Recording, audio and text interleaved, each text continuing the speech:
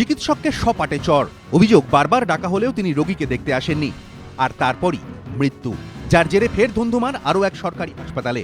এবার ঘটনাস্থল RG Kar medical college হাসপাতাল। চরম অসহিষ্ণুতার আরও এক নজির। বৃহস্পতিবার রাত 8টা নাগাদ আরজিকর মেডিকেল কলেজ হাসপাতালে ভর্তি করা হয় উল্টোডাঙ্গার বাসিন্দা যোগেন্দ্র মল্লিককে। পরিবারের দাবি, তারপর থেকে ক্রমশ অবস্থার অবনতি হতে থাকে যোগেন্দ্রর। বারবার তার চিকিৎসককে বলাও হয়, কিন্তু বারবার ডাকা হলেও চিকিৎসক আসেননি বলে অভিযোগ। এরপর রাত 9টা নাগাদ মৃত্যু হয় বছর 50-এর ওই ব্যক্তির।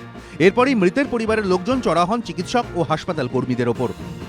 বলছে ওনার মা নাকি খুব শরীর খারাপ, বাড়াবাড়ি। ডাক্তারবাবুকে ডেকেছে, ডাক্তারবাবু কি গাফিলতি করেছে না কি করেছে, চড় মেরে দিয়েছে। আপনজনের মৃত্যুর শোক ভয়ানক, কিন্তু তাই বলে চিকিৎসকদের ওপর চড়াও হলে তো আর প্রাণ ফিরে আসবে না। তাহলে কথায় কথায় ভাঙচুর, মারধর কেন? কেন এতটা অসহিষ্ণু হয়ে পড়ছে মানুষ? লোকের যখন ধৈর্যের বাঁধ ভেঙে যায়, কেউ কেউ উত্তেজিত হয়, উত্তেজনাবশত কিছু ভেঙে টেঙে ফেলে, জ্বালিয়ে ফেলে।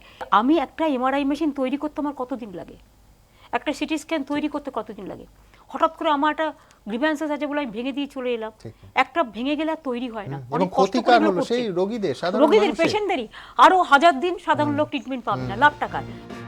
আরজিকরের ঘটনায় হাসপাতালের অভিযোগের প্রেক্ষিতে মৃতের ছেলেকে গ্রেফতার করেছে পুলিশ। তবে অসহিষ্ণুতা যে শুধুমাত্র রোগীর পরিবারের ক্ষেত্রেই দেখা যাচ্ছে তা মোটেও নয়।